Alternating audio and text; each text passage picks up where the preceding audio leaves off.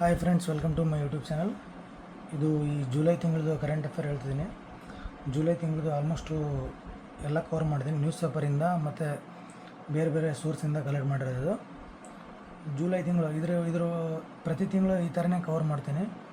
ಈ ಥರ ಕವರ್ ಮಾಡಿದರೆ ನಿಮಗೆ ಆಲ್ಮೋಸ್ಟು PC ಅಥವಾ PSI, KPSC, ಗ್ರೂಪ್ ಸಿ ಇದಕ್ಕೆಲ್ಲ ಯೂಸ್ ಆಗ್ಬೋದು. ಓಕೆನಾ? ಇದು ಆಲ್ಮೋಸ್ಟ್ ನ್ಯೂಸ್ ಪೇಪರಲ್ಲಿ ಏನೇನು ಬರ್ತಿದೆ ಇನ್ಫಾರ್ಮೇಷನ್ ಅದರಿಂದ ಎಲ್ಲ ಕಲೆಕ್ಟ್ ಮಾಡಿ ಹಾಕಿದ್ದೀನಿ. ಈ ಜುಲೈ ತಿಂಗಳು ಪೂರ ಕರೆಂಟ್ ಅಫೇರ್ ಇದೆ. ಇದರಲ್ಲಿ ಜುಲೈ ತಿಂಗಳು ಕರೆಂಟ್ ಅಫೇರಲ್ಲಿ ಇವು 1 to ಪೂರ ತಿಂಗಳು ಎಂಡಿನ ಮಟ್ಟ ಕರೆಂಟ್ ಅಫೇರ್ ಒಂದು ಕ್ಲಾಸ್ ಮಾಡ್ತೀನಿ. ಈಗ ನೋಡಿರಿ, ಜುಲೈ 1ನೇ ತಾರೀಕಿಂದ ಸ್ಟಾರ್ಟ್ ಮಾಡ್ತೀನಿ. ಒಮೆಗಾ ಬಿಸಿಗಾಳಿ ಯುರೋಪ್ನಲ್ಲಿ 1300 ಜನ ಬಲಿ. ಫ್ರಾನ್ಸ್ ದೇಶದಲ್ಲಿ ಒಂದು ದಿನದಲ್ಲಿ 1000 ಮಂದಿ ಬಲಿ. 44 ಡಿಗ್ರಿಯಿಂದ 47 ಡಿಗ್ರಿ ಬಿಸಿಲು ಏರಿಕೆ ಕಂಡಿದೆ. ಅಂದರೆ ಇಲ್ಲಿ ಯುರೋಪ್ ಕಂಟ್ರಿಲಿ ಇದೆಯಲ್ಲ, ಅಲ್ಲಿ ಒಮೆಗಾ ಅಂತ ಒಂದು ಬಿಸಿಗಾಳಿ ಬಂದಿತ್ತು ಮೊನ್ನೆ. ಹೈಯೆಸ್ಟ್ ಟೆಂಪ್ರೇಚರ್ ಆಗಿತ್ತು. ಇದು 1300 ಜನ ಬಲಿಯಾಗಿದೆ ಯುರೋಪ್ ಕಂಟ್ರಿಲಿ. ಅದರಲ್ಲಿ ಫ್ರಾನ್ಸ್ ಒಂದೇ ಕಂಟ್ರಿಲಿ 1000 ಮಂದಿ ಬಲಿಯಾಗಿದ್ದಾರೆ. ಇದೇನೆಂದರೆ 44ರಿಂದ 47 ಡಿಗ್ರಿ ಸೆಲ್ಸಿಯಸ್ ಬಿಸಿಲು ಏರಿಕೆ ಆಗಿತ್ತು. ಇವಾಗ ಯಾವ ಡಾಂಬರ್ ರೋಡು ಅದೆಲ್ಲ ಹೆಂಗೆ ಸುಡ್ತಿತ್ತು ಅಷ್ಟು ಕೆಟ್ಟು ಬಿಸಿಲಾಗಿತ್ತು ಅಲ್ಲಿ. ಓಕೆನಾ? ಇದು ಸಿಜೆಲ್ಸ್ ದೇಶ ಅಂತೇಳಿ. ಸಿಜೆಲ್ಸ್ ದೇಶದೊಳಗೆ 50ನೇ ಸ್ವಾತಂತ್ರ್ಯೋತ್ಸವ ಇತ್ತಲ್ಲಿ. ಸಿಜೆಲ್ಸ್ ದೇಶದೊಳಗೆ 50ನೇ ಸ್ವಾತಂತ್ರ್ಯೋತ್ಸವಕ್ಕೆ ಮೋದಿ ಭೇಟಿ. ಹಿಂದೂ ಮಹಾಸಾಗರದಲ್ಲಿ ಮಿಷನ್ ಮಹಾಸಾಗರ ಒಪ್ಪಂದ ಮಾಡಿಕೊಂಡಿವೆ. ಈ ಸಿಜೆಲ್ಸ್ ಅಂತ ಒಂದು ಕಂಟ್ರಿ ಐತಲ್ಲ, ಇದು 150 ದ್ವೀಪಗಳಂತ ಒಳಗೊಂಡಿರ್ತಕ್ಕಂಥ ಒಂದು ಕಂಟ್ರಿ.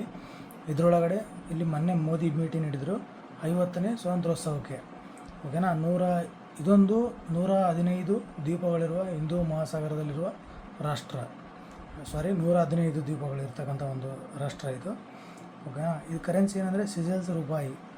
ಅಧ್ಯಕ್ಷ ಏನಂದರೆ ಪ್ಯಾಟ್ರಿಕ್ ಹರ್ಮಿನ್ ಅಂತೇಳಿ. ಈ ಸಿಜೆಲ್ಸ್ ಕಂಟ್ರಿ ಅಧ್ಯಕ್ಷ ಯಾರಂದರೆ ಪ್ಯಾಟ್ರಿಕ್ ಹರ್ಮಿನ್. ರಾಜಧಾನಿ ವಿಕ್ಟೋರಿಯಾ. ಇದು ಅತ್ಯಂತ ದೊಡ್ಡ ನಗರ ಅಂತಲೂ ಹೇಳ್ಬೋದು ಇಲ್ಲಿ ಸಿಜೆಲ್ಸ್ ದೇಶ ಒಳಗಡೆ. ಇದೆಲ್ಲ ನೋಡ್ರಿ. ಮತ್ತು ನೆಕ್ಸ್ಟ್ ಥರ್ಡ್ ಒನ್, ಭಾರತದ ಮೊಟ್ಟ ಮೊದಲ ಸಮುದ್ರ ವಿಮಾನ ನಿಲ್ದಾಣ. ಭಾರತದ ಮೊಟ್ಟ ಮೊದಲ ಸಮುದ್ರ ಒಳಗಡೆ ವಿಮಾನ ನಿಲ್ದಾಣ ಮಾಡಕತ್ತಾರ. ಅದು ಭಾರತದೊಳಗೆ ಎಲ್ಲಿ ಅಂತಂದರೆ ಮಹಾರಾಷ್ಟ್ರದ ಪಲ್ಗಾರ್ ಜಿಲ್ಲೆಯ ಕೋರೆ ಬೀಚ್ನಲ್ಲಿ ನಿರ್ಮಾಣವಾಗುವ ಸಾಧ್ಯತೆ ಇದೆ. ಇವಾಗ ಇಲ್ಲಿ ಮೊನ್ನೆ ಇದು ಹೊಸದಾಗಿ ಘೋಷಣೆ ಮಾಡ್ಯಾರ, ಇದನ್ನು ಸಮುದ್ರ ಒಳಗಡೆ ಒಂದು ವಿಮಾನ ನಿಲ್ದಾಣ ಮಾಡ್ಬೇಕಂತೇಳಿ. ಅದು ಎಲ್ಲಪ್ಪ ಅಂತಂದರೆ ಮಹಾರಾಷ್ಟ್ರದ ಪಲ್ಗಾರ್ ಜಿಲ್ಲೆಯ ಕೋರೆ ಬೀಚ್ನಲ್ಲಿ. ಇದು ಮಹಾರಾಷ್ಟ್ರದ ಮುಖ್ಯಮಂತ್ರಿ ಯಾರ್ದಂದರೆ ದೇವೇಂದ್ರ ಫಡ್ನವೀಸ್, ಮಹಾರಾಷ್ಟ್ರದ ಮುಖ್ಯಮಂತ್ರಿ ಪ್ರೆಸೆಂಟ್ ಇರೋದು. ಓಕೆನಾ? ನೆಕ್ಸ್ಟ್, ಕನ್ನಡದ ಪತ್ರಿಕಾ ದಿನ ಅಂತೇಳಿ ಜುಲೈ 1ನೇ ತಾರೀಕು ಆಚರಣೆ ಮಾಡ್ತಾರೆ. ಇದರ ಹಿನ್ನೆಲೆ ಏನಂತಂದರೆ, ಕನ್ನಡದ ಪತ್ರಿಕಾ ದಿನ ಆಚರಣೆ ಮಾಡೋಕೆ ಜುಲೈ 1ನೇ ತಾರೀಕು ಆಚರಣೆ ಮಾಡೋಕೆ ಏನಪ್ಪ ಅಂತಂದರೆ, ಇವಾಗ ಕನ್ನಡದ ಮೊದಲ ಪತ್ರಿಕೆಯಾದ ಮಂಗಳೂರು ಸಮಾಚಾರ 1843 ಜುಲೈ 1ರಂದು ಪ್ರಕಟವಾಯಿತು.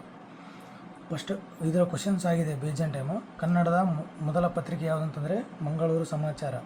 ಇದು ಎಷ್ಟರಾಗ ಪ್ರಕಟ ಆಗಿತ್ತಂದರೆ 1843 ಜುಲೈ 1ನೇ ತಾರೀಕಂದು. ಇದು ಇಸ್ವಿನ ನೋಡ್ಕೊರಿ. ಆಮ್ಯಾಗ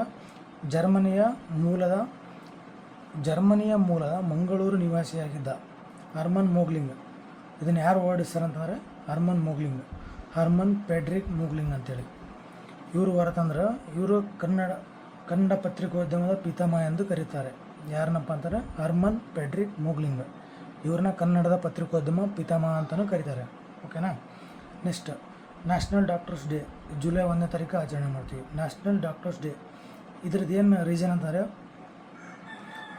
BC ರಾಯ್ ಅಂತ, ಡಾಕ್ಟರ್ ಬಿಧನ್ ಚಂದ್ರ ರಾಯ್ ಇವರು 1882 ಜುಲೈ 1ರಂದು ಜನಿಸಿದರು. ಆ ಕಾರಣ ಇವ್ರು ಏನಂದ್ರೆ 1882 ಜುಲೈ 1ರ ಜನನ ಮಾಡಿ 1882 ಜುಲೈ 1ಕ್ಕೆ ಜನನ, ಅವತ್ತಿನ ದಿನ ಹುಟ್ಟಿ ಮತ್ತು ಅದೇ ದಿನ ಜುಲೈ 1ನೇ ತಾರೀಕು 1962ರಂದು ಮರಣ ಹೊಂತಾರೆ. ಇದರ ಸವಿ ನೆನಪಿಗೆ ಜುಲೈ 1ನ್ನು ಡಾಕ್ಟರ್ಸ್ ಡೇ ಅಂತೇಳಿ ಆಚರಣೆ ಮಾಡ್ತೀವಿ. ಓಕೆನಾ? ಇವ್ರು ಏನಂದರೆ ವೆಸ್ಟ್ ಬೆಂಗಾಲ್ದ ಪಶ್ಚಿಮ ಬಂಗಾಳದ ಮುಖ್ಯಮಂತ್ರಿನೂ ಆಗಿದ್ದರು. ಯಾರಂದರೆ ಬಿಧನ್ ಚಂದ್ರ ರಾಯ್. ಇವರೇನಾಗಿದ್ರು ಅಂದರೆ ಪಶ್ಚಿಮ ಬಂಗಾಳದ ಮುಖ್ಯಮಂತ್ರಿನೂ ಆಗಿದ್ದರು. ಇವರಿಗೆ 1961ರಲ್ಲಿ ಭಾರತ ರತ್ನ ಸಿಕ್ಕಿದೆ. ಜುಲೈ 1ರಂದು ಕೇಂದ್ರ ಸರ್ಕಾರ 1991ರಿಂದ ಆಚರಿಸುತ್ತಾ ಬಂದಿದೆ. ಡಾಕ್ಟರ್ಸ್ ಡೇ ಅಂತ 1991ರಿಂದ ಸೆಂಟ್ರಲ್ ಗೌರ್ಮೆಂಟ್ ಆಚರಣೆ ಮಾಡ್ಕೊಂತ ಬಂದಿದೆ. ಡಾಕ್ಟರ್ ಎಂಬ ಪದವು ಲ್ಯಾಟಿನ್ ಪದವಾದ ಡೇಸರೆನಿಂದ ಬಂದಿದೆ. ಇದರ ಅರ್ಥ ಕಲಿಸುವುದು ಅಂತ ಅರ್ಥ. ಇದು ಲ್ಯಾಟಿನ್ ಭಾಷೆ ಒಳಗೆ ಏನಂತ ಅಂತಾರೆ ಅಂದರೆ ಡೇಸರೆ ಅಂತ ಅಂತಾರೆ. ಓಕೆನಾ. ನೆಕ್ಸ್ಟ್, ಇತ್ತೀಚೆಗೆ 31ನೇ ಭೂಸೇನಾ ಮುಖ್ಯಸ್ಥರಾಗಿ ಜನರಲ್ ಧೀರಜ್ ಸೇಠ್ ನೇಮಕ. ಈ ಭೂಸೇನಾ ಇಂಡಿಯನ್ ಆರ್ಮಿ ಯಾರಾಗಿದ್ದಾರೆ ಅಂದರೆ 31ನೇದು ಧೀರಜ್ ಸೇಠ್. ಓಕೆನಾ. ಇದ್ರ 30ನೇದು ಯಾರಿದ್ರಪ್ಪ ಅಂದರೆ ಉಪೇಂದ್ರ ದ್ವಿವೇದಿ. ಉಪೇಂದ್ರ ದ್ವಿವೇದಿ ಇವ್ರದ್ದು ಅಧಿಕಾರಾವಧಿ ಮುಗಿದ್ಮೇಲೆ ಅಧಿಕಾರ ಮುಗಿದ್ಮೇಲೆ ಈ 31ನೇದಾಗಿ ಯಾರು ಅಪಾಯಿಂಟ್ ಆಗ್ಯಾರ ಅಂದರೆ ಧೀರಜ್ ಸೇಠ್ ಅಪಾಯಿಂಟ್ ಆಗ್ಯಾರ. ಓಕೆನಾ. ಬ್ರಿಟಿಷ್ ಆಡಳಿತ ಅವಧಿಯಲ್ಲಿ 1891 ಏಪ್ರಿಲ್ 1 ಬ್ರಿಟಿಷ್ ಇಂಡಿಯನ್ ಆರ್ಮಿಯನ್ನು ಸ್ಥಾಪಿಸಲಾಯಿತು. ಯಾವಾಗ ಅಂತಂದರೆ 1895 ಏಪ್ರಿಲ್ 1 ಬ್ರಿಟಿಷರ ಸರ್ಕಾರ ಆಡಳಿತ ಇತ್ತಲ್ಲ, ಆವಾಗ ಬ್ರಿಟಿಷ್ ಇಂಡಿಯನ್ ಆರ್ಮಿ ಅಂತೇಳಿ ಸ್ಥಾಪನೆ ಮಾಡ್ತಾರೆ. ಅದಾದ್ಮೇಲೆ ಸ್ವತಂತ್ರ ಬಂದ ನಂತರ ಏನಂತಾಗತ್ತಂದರೆ KM ಕರಿಯಪ್ಪ, ಕೊಡಗು ಜಿಲ್ಲೆಯವರು, ಇವರು ನಮ್ಮ ಕರ್ನಾಟಕದ ಕೊಡಗು ಜಿಲ್ಲೆಯವರು, KM ಕರಿಯಪ್ಪ ಅಂತೇಳಿ.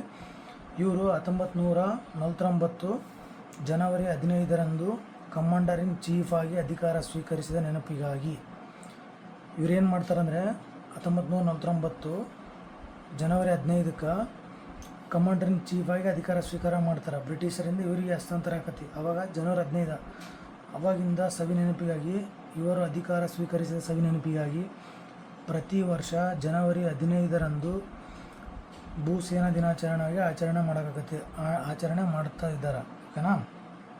ಇದ್ರ ಹೆಡ್ ಕ್ವಾರ್ಟರ್ ಎಲ್ಲಿ ಅಂತಂದರೆ ನವದೆಹಲಿ. ಇದರ ಧ್ಯೇಯವಾಕ್ಯ ಏನಂತಂದರೆ ಇಂಡಿಯನ್ ಆರ್ಮಿ ಅಥವಾ ಭೂಸೇನೆ. ಇದರ ಧ್ಯೇಯವಾಕ್ಯ ಏನಂದರೆ ಸರ್ವೀಸ್ ಬಿಫೋರ್ ಸೆಲ್ಫ್ ಅಂತೇಳಿ. ಓಕೆನಾ. ನೆಕ್ಸ್ಟ್ ಏನಪ್ಪ ಅಂತಾರೆ, ಇಲ್ಲಿ ನೋಡ್ರಿ, ಮಾದಕ ವಸ್ತುಗಳ ಜಾಲದಿಂದ ರಾಜ್ಯವನ್ನು ಮುಕ್ತಗೊಳಿಸಲು ರಾಜ್ಯ ಸರ್ಕಾರ ಹಮ್ಮಿಕೊಂಡಿರುವ ಆಪರೇಷನ್ ರೈಸ್ ಅಂತೇಳಿ. ಮೊನ್ನೆ ಇತ್ತೀಚೆಗೆ ಕರ್ನಾಟಕ ಸರ್ಕಾರ ಇದು ಮಾಡ್ತು, ಒಂದು ಅಭಿಯಾನ, ಒಂದು ಕಾರ್ಯಕ್ರಮ, ಎರಡು ಮಾಡ್ಕೊಂತು. ಅದು ಮಾದಕ ವಸ್ತುಗಳನ್ನು ನಿಷೇಧ ಮಾಡ್ಬೇಕಂತೇಳಿ ಅದರ ಸಂಬಂಧ ಆಪರೇಷನ್ ರೈಸ್ ಅಂತೇಳಿ ಒಂದು ಕಾರ್ಯಕ್ರಮ ಮತ್ತು ಬೇಡ ಬ್ರೋ ಅಂತ ಅಭಿಯಾನ, ಇವೆರಡು ಇಂಪಾರ್ಟೆಂಟು. ಆಪರೇಷನ್ ರೈಸ್ ಮತ್ತು ಬೇಡ ಬ್ರೋ ಅಭಿಯಾನ. ಇದರಲ್ಲಿ ಏನು ಬಂತಂದರೆ 4 ತತ್ವ ರೂಪುಗೊಂಡತಿ. ರಿಫ್ಯೂಷನ್, ಇನ್ಫಾರ್ಮ್, ಸಪೋರ್ಟ್, ಎಂಪವರ್. ಈ 4 ತತ್ವಗಳ ಹೊಂದಿವೆ. 2028ರ ಒಳಗೆ ಡ್ರಗ್ ಮುಕ್ತ ಕರ್ನಾಟಕವಾಗಿ ಮಾಡುವುದಾಗಿ ಗುರಿ ಹೊಂದಿದೆ. ಏನಂತಂದರೆ 2028ರ ಒಳಗೆ ಯಾವುದಂತಂದರೆ ಆಪರೇಷನ್ ರೈಸ್ ಅಥವಾ ಬೇಡ ಬ್ರೋ ಅಂತೇಳಿ. ಓಕೆನಾ. ಈ ಅಭಿಯಾನ ಹಮ್ಮಿಕೊಂಡೈತಿ ಕರ್ನಾಟಕ ಸರ್ಕಾರ. ಓಕೆನಾ. ನೆಕ್ಸ್ಟ್, GST ಆದಾಯ ಸಂಗ್ರಹಣೆಯಲ್ಲಿ ಮಹಾರಾಷ್ಟ್ರ 1ನೇ ಸ್ಥಾನ, ಕರ್ನಾಟಕ 2ನೇ ಸ್ಥಾನ. ಅತಿ ಹೆಚ್ಚು GST ಆದಾಯ ಸಂಗ್ರಹಣೆ ಮಾಡಿದ್ದು ಯಾವುದು ರಾಜ್ಯ ಅಂತಂದರೆ ಮಹಾರಾಷ್ಟ್ರ. ಸೆಕೆಂಡ್ ಯಾವುದಂದ್ರೆ ನಮ್ಮ ಕರ್ನಾಟಕ. GST ಅನ್ನೋದೊಂದು ಗೂಡ್ಸ್ ಆ್ಯಂಡ್ ಸರ್ವಿಸ್ ಟ್ಯಾಕ್ಸ್. ಇದೊಂದು ಪರೋಕ್ಷ ತೆರಿಗೆ, indirect tax. Goods and service tax ಇದು ಯಾವುದಂದರೆ ಒಂದು ಇಂಡೈರೆಕ್ಟ್ ಟ್ಯಾಕ್ಸು. ಇದು ಯಾವಾಗ ಜಾರಿಗೆ ಬರುತ್ತೆ ಅಂದರೆ ಇದು 2016ರ ಕಾಯ್ದೆಯಂತೆ 2017ರಲ್ಲಿ ಜುಲೈ 1ರಂದು 101ನೇ ತಿದ್ದುಪಡಿ ಮಾಡಿ 122ನೇ ಮಸೂದೆ ಆದಮೇಲೆ GSTಯನ್ನು ಜಾರಿ ಮಾಡ್ತಾರೆ. GST ಡೇ ಅಂತ ಯಾವಾಗ ಆಚರಣೆ ಮಾಡ್ತಾರೆ ಅಂದರೆ ಜುಲೈ 1ನೇ ತಾರೀಕು.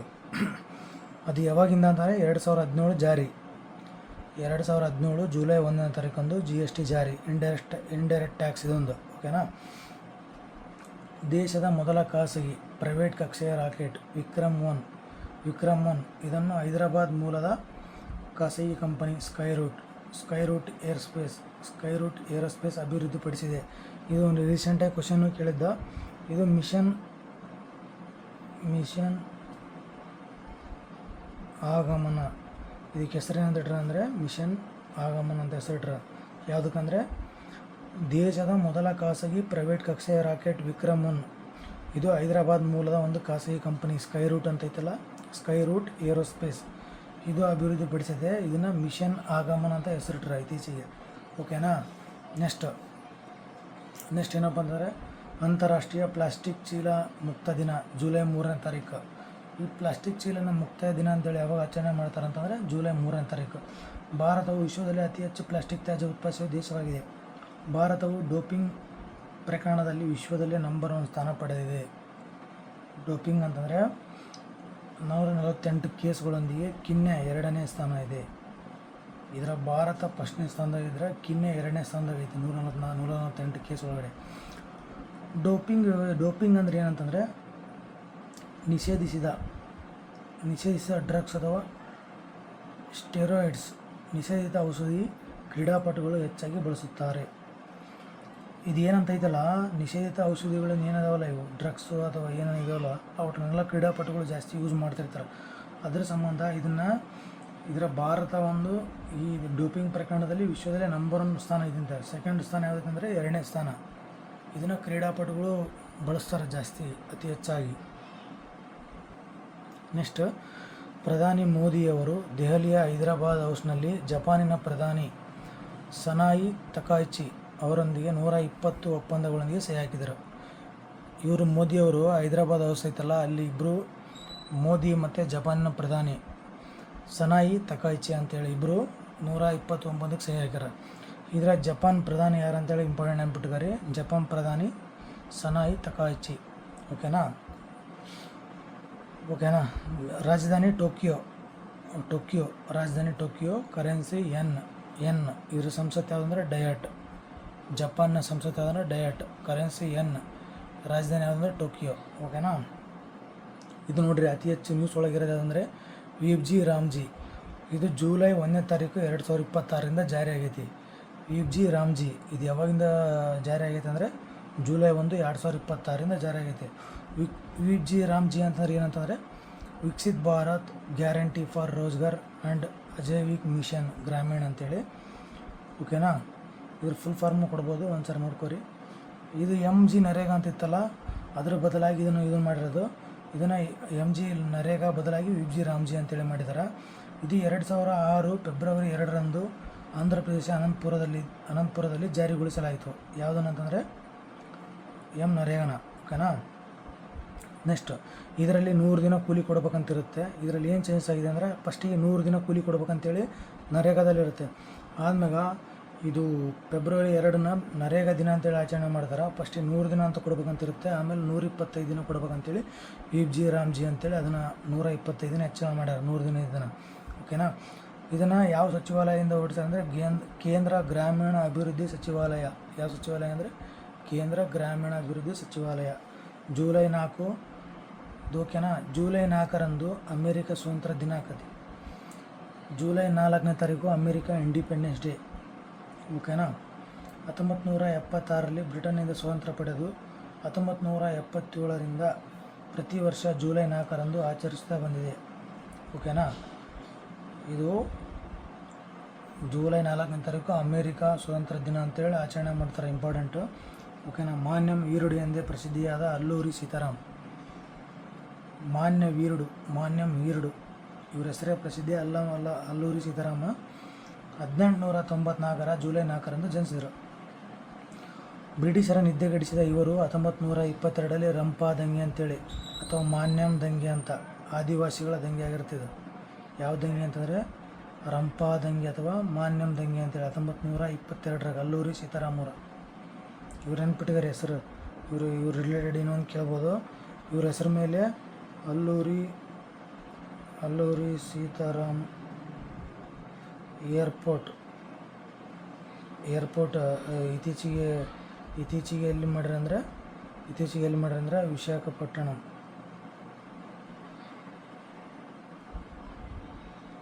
ವಿಶಾಖಪಟ್ಟಣಂ ಒಳಗೆ ಮೊನ್ನೆ ಓಪನ್ ಮಾಡ್ಯಾರಿ. ಇದು ನೆನ್ಪಿಟ್ಟಿದ್ದಾರೆ ಎಲ್ಲರೂ, ಸೀತಾರಾಮ್ ಏರ್ಪೋರ್ಟ್ ಅಂತ ದೊಡ್ಡದು. ಓಕೆನಾ. ನೆಕ್ಸ್ಟ್ ಏನಪ್ಪ ಅಂತಂದರೆ QR code. Q R code ಅಂದರೆ ಏನಂತಂದರೆ ಕ್ವಿಕ್ ರೆಸ್ಪಾನ್ಸ್ ಕೋಡ್ ಅಂತೇಳಿ. ಇದನ್ನು ಜಪಾನ್ ಮಸಾಯಿಹಾರಾ ಇವರು 1994ರಲ್ಲಿ ಸಂಸ್ಕರಿಸಿದರು. ಈ ವಿನ್ಯಾಸವು ಅಲ್ಲಿ ಗೋ ಬೋರ್ಡ್ ಎನ್ನುವ ಬೋರ್ಡ್ ಗೇಮ್ನಿಂದ ಪ್ರೇರಣೆ ಪಡುತ್ತೆ. ಇದು ನಾವೆಲ್ಲ ಕಡೆ ಯೂಸ್ ಮಾಡ್ತೀವಿ ಕ್ಯೂ ಆರ್ ಕೋಡ್ ಅಂತೇಳಿ. ಇದರ ಅರ್ಥ ಏನಂದರೆ ಕ್ವಿಕ್ ರೆಸ್ಪಾನ್ಸ್ ಕೋಡ್ ಅಂತೇಳಿ. ಇದು ಫಸ್ಟಿಗೆ ಏನು ಮಾಡಿದಂದರೆ ಜಪಾನ್ನ ಮಸಾಯಿಹಾರಾ ಇವರು 1994ರಾಗ ಸಂಸ್ಕರಿಸಿದ್ರಂತೆ. ಇದು ಎಲ್ಲಿಂದ ಬಂತಂದರೆ ಗೋ ಬೋರ್ಡ್ ಎನ್ನುವ ಬೋರ್ಡ್ ಗೇಮಿಂದ. ಓಕೆನಾ. ಕೆಲವು ನಗರಗಳ ಹೆಸರು ಬದಲಾವಣೆ ಮಾಡ್ಯಾರ. ಮೊನ್ನೆ ಇತ್ತೀಚೆಗೆ ಕಟಕ್ ಅಂತ ಇತ್ತಲ್ಲ, ಕಟಕ ಅಂತ ಮಾಡ್ಯಾರ. ಓಕೆನಾ. ಒಡಿಸ್ಸಾದ ಕಟಕನ ಕಟಕ ಅಂತ ಮಾಡ್ಯಾರ. ಬಾಲ್ಸೋರ್ ಬಾಲೇಶ್ವರ. ಓಕೆನಾ. ರೌರ್ಕೆಲಾ ಇದು ರೌರ್ಕೆಲಾ ಅಂತ ಇತ್ತಲ್ಲ, ರೌರ್ಕೆಲಾ ಅಂತ ಮಾಡ್ಯಾರ. ಅಂತಾರಾಷ್ಟ್ರೀಯ ಇದು ಇಂಪಾರ್ಟೆಂಟ್, ವೆರಿ ವೆರಿ ಇಂಪಾರ್ಟೆಂಟ್. ಅಂತಾರಾಷ್ಟ್ರೀಯ ಬೂಕರ್ ಪ್ರಶಸ್ತಿಯನ್ನು ಇಂಟರ್ನ್ಯಾಷನಲ್ ಬೂಕರ್ ಪ್ರೈಸನ್ನು ಬುಕ್ಮನ್ ಇಂಟರ್ನ್ಯಾಷನಲ್ ಎಂದು ಮರುನಾಮಕರಣ ಮಾಡಲಾಗಿದೆ. ಓಕೆನಾ. ಇದರ ಪ್ರಶಸ್ತಿಯನ್ನು 50,000 ಪೌಂಡ್ ಅಂತಿತ್ತು. ಫಸ್ಟಿಗೆ 50,000 ಪೌಂಡ್ ಹೊಡೆದಿದ್ರು, ಇವಾಗ 1,00,000 ಪೌಂಡ್ ಮಾಡ್ಯಾರ.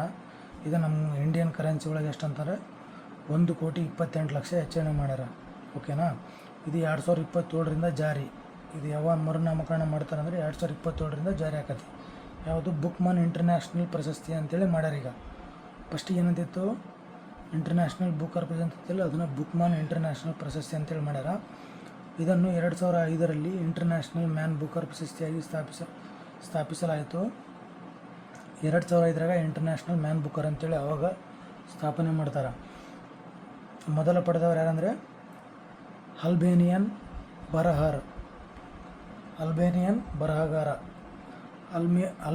ಬರಹಗಾರ ಇಸ್ಮಾಯಿಲ್ ಕಡಾರೆ ಇವರು ತೊಗೊಂಡಿರೋದು ಫಸ್ಟಿಗೆ. ಇಂಟರ್ನ್ಯಾಷನಲ್ ಮ್ಯಾನ್ ಬುಕ್ಕರ್ ಪ್ರಶಸ್ತಿ ಯಾರು ತೊಗೊಂಡ್ರೆ ಫಸ್ಟಿಗೆ ಮೊಟ್ಟ ಮೊದಲು ಯಾರು ತೊಗೊಂಡ್ರೆ ಅಂತಂದರೆ ಇಸ್ಮಾಯಿಲ್ ಕಡಾರೆ. ಓಕೆನಾ. ಇದನ್ನು ಇಂಗ್ಲೀಷ್ಗೆ ಅನುವಾದಿಸಿದ ಕೃತಿ, ಇದನ್ನೇ ಫಸ್ಟಿಗೆ ಏನು ಕೊಡ್ತಿದ್ರಂದರೆ, ಇದನ್ನು ಇಂಗ್ಲೀಷ್ ಅನುವಾದಿತ ಕೃತಿಗೆ UK ಯುನೈಟೆಡ್ ಕಿಂಗ್ಡಮ್ ಅಥವಾ ಐರ್ಲೆಂಡ್ನಲ್ಲಿ ಪ್ರಕಟವಾದ ಕಾದಂಬರಿ ಅಥವಾ ಸಣ್ಣ ಕಥೆಗಳ ಸಂಗ್ರಹಣಕ್ಕೆ ನೀಡುತ್ತಾರೆ. ಇದು ಎದಕ್ಕೆ ನೀಡ್ತಾರೆ ಅಂತಂದರೆ UK ಮತ್ತು ಐರ್ಲೆಂಡ್ ಐತಲ್ಲ, ಅಲ್ಲಿ ಪ್ರಕಟವಾದ ಕಾದಂಬರಿ ಅಥವಾ ಸಣ್ಣ ಕಥೆಗಳ ಸಂಗ್ರಹಣಕ್ಕೆ ನೀಡುತ್ತಾರೆ. ಈ ಪ್ರಶಸ್ತಿಯನ್ನು ಪಡೆದ ಕನ್ನಡಿಗರು ಅರವಿಂದ್ ಅಡಿಗ 2008ರಾಗ ದಿ ವೈಟ್ ಟೈಗರ್ ಅಂತೇಳಿ ಮತ್ತು ಬಾನು ಮುಸ್ತಕ್ ಎದೆಯ ಅಣತೆ ಅಂತೇಳಿ ಇವ್ರದ್ದು 2025 ಹಾರ್ಟ್ ಲ್ಯಾಂಪ್ ಅಂತೇಳಿ. ಬಾನು ಮುಸ್ತಕ್ ಬರೆದಿರೋದು ಎದೆಯ ಅಣತೆ ಅಂತೇಳಿ. ಆಮ್ಯಾಗ ಹಾರ್ಟ್ ಲ್ಯಾಂಪ್ ಅಂತ ಹೃದಯ ಬೆಳಕು ಅಂತೇಳಿ ಕನ್ನಡದ ಮೂಲದ ಕೃತಿಗೆ ಸಿಕ್ಕ ಮೊದಲ ಬೂಕರ್ ಪ್ರಶಸ್ತಿಯಾಗಿದೆ. ಇದನ್ನು ದೀಪಾ ಬಸ್ತಿ ಅವರು ಇಂಗ್ಲೀಷ್ಗೆ ಅನುವಾದಿಸಿದರು. ಇದನ್ನು ಯಾರು ಎದೆ ಅಣತೆ ಅಂತೇಳಿ ಐತಲ್ಲ, ಇದನ್ನು ಇಂಗ್ಲೀಷಿಗೆ ಟ್ರಾನ್ಸ್ಲೇಟ್ ಮಾಡಿದ್ದು ಯಾರು ಅಂತಂದರೆ ಇವರು ದೀಪಾ ಬಸ್ತಿ ಅಂತೇಳಿ ಇವರಿಗೆ ಟ್ರಾನ್ಸ್ಲೇಟಿಗೆ ಕೊಟ್ಟಿದ್ದಾರೆ. ಬಾನು ಮುಸ್ತಾಕ್ ಅವರಿಗೆ ರಚನೆ ಕೊಟ್ಟಿದ್ದಾರೆ. ಯಾವ ಕೃತಿ ಅಂದರೆ ಎದೆ ಅಣತೆ. ಇದನ್ನು ಹಾರ್ಟ್ ಲ್ಯಾಂಪ್ ಅಂತೇಳಿ ಇಂಗ್ಲೀಷಿಗೆ ದೀಪಾ ಬಸ್ತಿ ಅವರು ಟ್ರಾನ್ಸ್ಲೇಟ್ ಮಾಡ್ತಾರೆ. ಓಕೆನಾ. ಇದನ್ನು ನೆಕ್ಸ್ಟ್ ಈಗ ಇತ್ತೀಚೆಗೆ 2026ರೊಳಗೆ ಯಾರು ತಗೊಂಡ್ರ ಅಂತಂದರೆ ಇಂಟರ್ನ್ಯಾಷನಲ್ ಮ್ಯಾನ್ ಬುಕ್ಕರ್ ಯಾರು ತೊಗೊಂಡ್ರ ಅಂದರೆ 2026 ಲಿನ್ ಕಿಂಗ್ ರವರ ಟ್ರಾನ್ಸ್ಲೇಟ್ ಯಾವುದು ಅಂತಂದರೆ ಲಿನ್ ಕಿಂಗ್ ರವರ ಇಂಗ್ಲೀಷಿಗೆ ಅನುವಾದಿಸಿದ 2026ರ ತೈವಾನ್ ಟ್ರಾವೆಲಾಗ್ ಕಾದಂಬರಿಯನ್ನು ಯಂಗ್ ಸಾಂಗ್ ಜಿ ಅವರಿಗೆ ಲಭಿಸಿದೆ. ಯಂಗ್ ಸುವಾಂಗ್ ಬರೆದ ತೈವಾನ್ ಟ್ರಾವೆಲಾಗ್. ಈ ತೈವಾನ್ ಟ್ರಾವೆಲಾಗ್ ಅಂತ ಇದೆಯಲ್ಲ, ಯಾರು ಬರೆದಿದ್ದು ಅಂತಂದರೆ ಯಾಂಗ್ ಸುವಾಂಗ್ ಅಂತೇಳಿ ಬರೆದಿದ್ದು. ಇವರಿಗೆ ಈ ಕಾದಂಬರಿಗೆ ಸಿಕ್ಕತ್ತೆ 2026. ಇನ್ನೊಂದ್ಸರಿ ಕೇಳ್ರಿ ಇನ್ನೊಂದ್ಸರಿ ಅಂದ್ಬಿಟ್ಟಿದ್ದಾರೆ. 2026 ಒಳಗಡೆ ಮ್ಯಾನ್ ಬುಕ್ಕರ್ ಪ್ರಶಸ್ತಿ, ಇಂಟರ್ನ್ಯಾಷನಲ್ ಮ್ಯಾನ್ ಬುಕ್ಕರ್ ಪ್ರಶಸ್ತಿ ಯಾರಿಗೆ ದೊರೆತಿದ್ದಂದರೆ ಯಾಂಗ್ ಸುವಾಂಗ್. ಯಾವ ಕೃತಿಗೆ ಅಂತಂದರೆ ತೈವಾನ್ ಟ್ರಾವೆಲಾಗ್. ಇದನ್ನು ಟ್ರಾನ್ಸ್ಲೇಟ್ ಮಾಡಿದ್ದು ಯಾರಂದ್ರೆ ಇಂಗ್ಲೀಷಿಗೆ ಲಿನ್ ಕಿಂಗ್ ಅಂತೇಳಿ ಇವರು ಇಂಗ್ಲೀಷ್ಗೆ ಟ್ರಾನ್ಸ್ಲೇಟ್ ಮಾಡ್ತಾರೆ ಈ ಕಾದಂಬರಿನ. ಇನ್ನೇನ್ಬಿಟ್ಟಿದ್ದಾರೆ. ಓಕೆ ಫ್ರೆಂಡ್ಸ್, ಇದನ್ನು ಒಂದೇ ವಿಡಿಯೋದಲ್ಲಿ ಮಾಡಿದರೆ ಲಾಂಗ್ ಆಗುತ್ತೆ ಅಂತೇಳಿ ಶಾರ್ಟಾಗಿ ಮಾಡ್ತೀನಿ. ಈಗ ನೆಕ್ಸ್ಟ್ ಮುಂದಿನ ವಿಡಿಯೋದಲ್ಲಿ ಕಂಟಿನ್ಯೂ ಮಾಡೋಣ ರೀ. Okay, thank you.